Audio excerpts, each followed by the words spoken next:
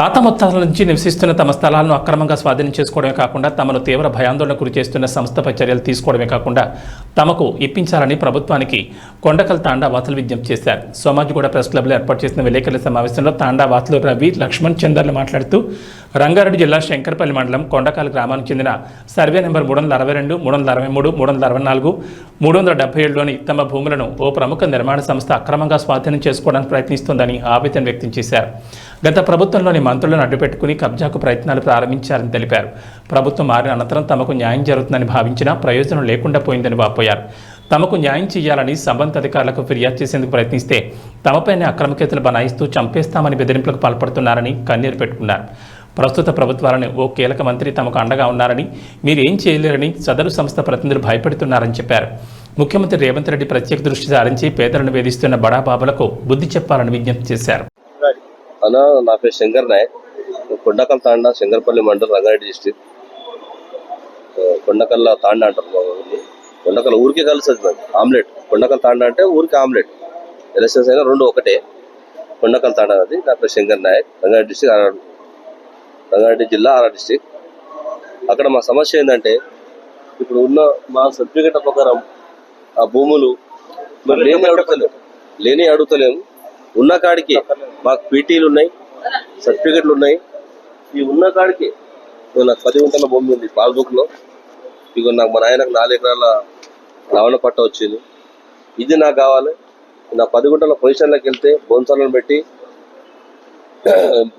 ఎంబడి దానికి కొట్టి నా మీద రౌడీ షీట్ ఓపెన్ చేసారు. ఈ భూమిని మా నాయన పేరు నుంచి, మా నాయన చనిపోయాడు, మా నాయన పేరు నుంచి నా పేరుకి ట్రాన్స్ఫర్ కానీకే అది ప్రాపర్టీ లిస్ట్లో పెట్టేసారు కావాలని.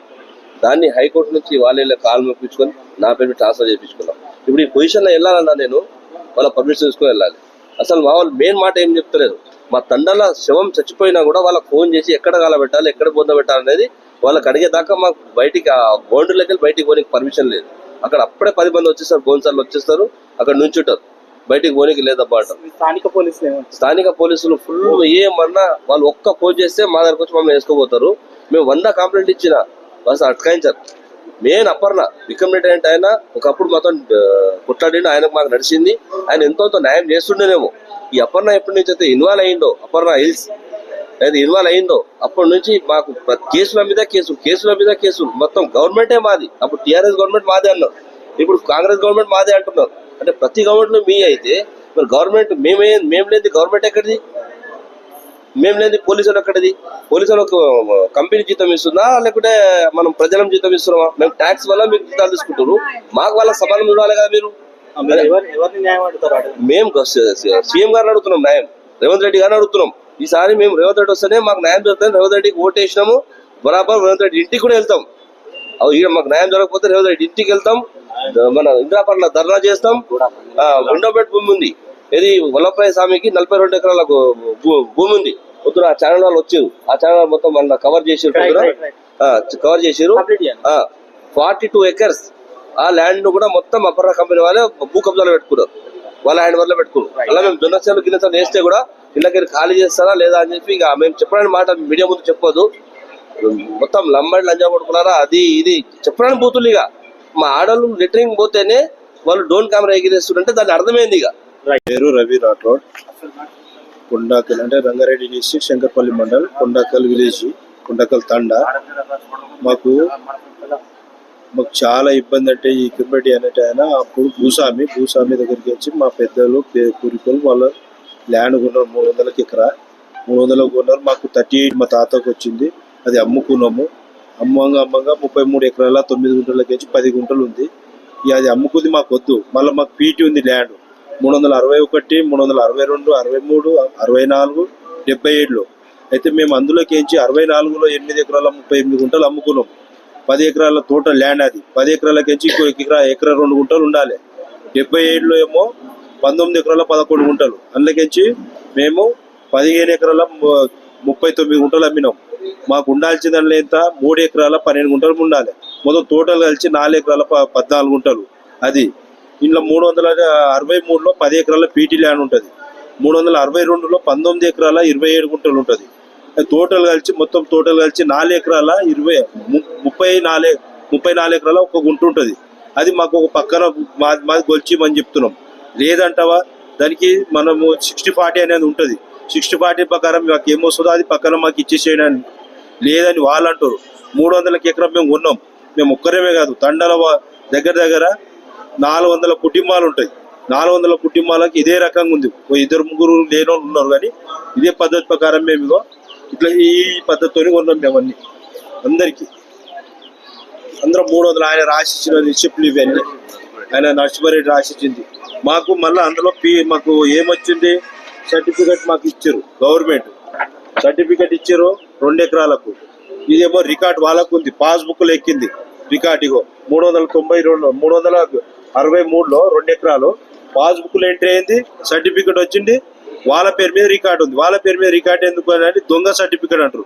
దొంగ సర్టిఫికెట్ మీరు ఎట్లా ఇచ్చారు సార్? దొంగ సర్టిఫికెట్ మేము పుట్టించుకున్నామా? ఇది మాకంతా పూర్తి అవగాహన ఉంటే మేము ఇంత 800-900 ఎకరాలు ఎందుకు కాపాడుతుంటే మేము అందులోకి వచ్చి మేమే ఇచ్చేసుకుంటున్నాం కదా అని లెక్కలు. అంటే ఎంఆర్ఓ, ఆర్డీఓకు, కలెక్టర్ చూపించిన అదే మాట మాట్లాడుతున్నారు. మళ్ళీ ఈ కంపెనీ వాళ్ళు విక్రమ్ రెడ్డి ఏం చేసాడు, ఎవరైతే వీళ్ళు ఉదయ్ కుమార్ రెడ్డి, ఎస్ఎస్ రెడ్డి ఎవరైతే ఉన్నారో వాళ్ళకి అప్పచెప్పేసాడు.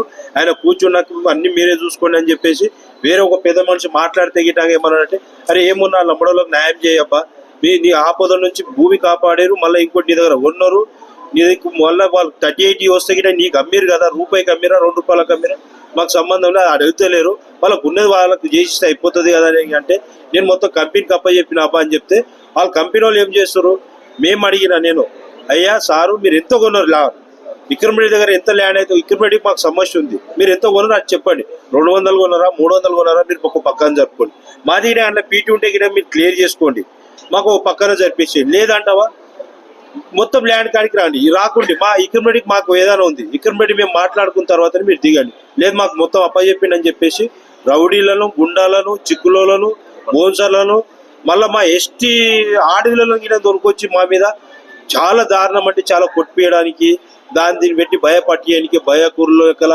బాయికాడికి పోతే ఇబ్బంది పెట్టుడు, మా బావుల దగ్గర వాళ్ళు ఏంది ఆ కంటర్నెట్లు పెట్టుడు, బాయికాడ బోన్సర్లు ఉండు. ఇంకోటి మాకు లెట్రిన్ బాత్రూమ్ అంటే మా ఇళ్ళలో లేవు, బయటకు పోతాము, పెద్ద జంగల్ అది, 800-900 ఎకరాలు ఉంటాయి. వాళ్ళు వచ్చి దానికి నానా ఇబ్బంది పెడుతున్నారు అంటే మామూలుగా. ఆ జమానాల్లో పన్ను కట్టకపోతే మా పెద్ద మనుషుల మీద బండరాయి పెట్టిరంట.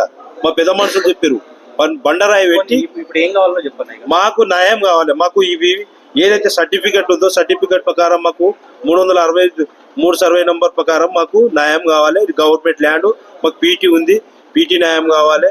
మేము కొన్న భూమి డబ్బులు కట్టింది 300 ఎకరా, చాలా మందికి ఉంది, దగ్గర దగ్గర 80-90 ఎకరాల పొలాలు ఉంటది. పీటీ ల్యాండ్ ఇటగా 300 ఎకరాల దాకా ఉంది, అది న్యాయం కావాలి, ప్రభుత్వం దృష్టికి తీసుకోకపోతే మాకు చాలా ధన్యవాదాలు. ప్రభుత్వం మాకు ఖచ్చితంగా రేవంత్ రెడ్డి న్యాయం చేస్తాడని మేము అనుకుంటున్నాము. ఇదే పద్ధతి ప్రకారం ఆశిస్తున్నాము.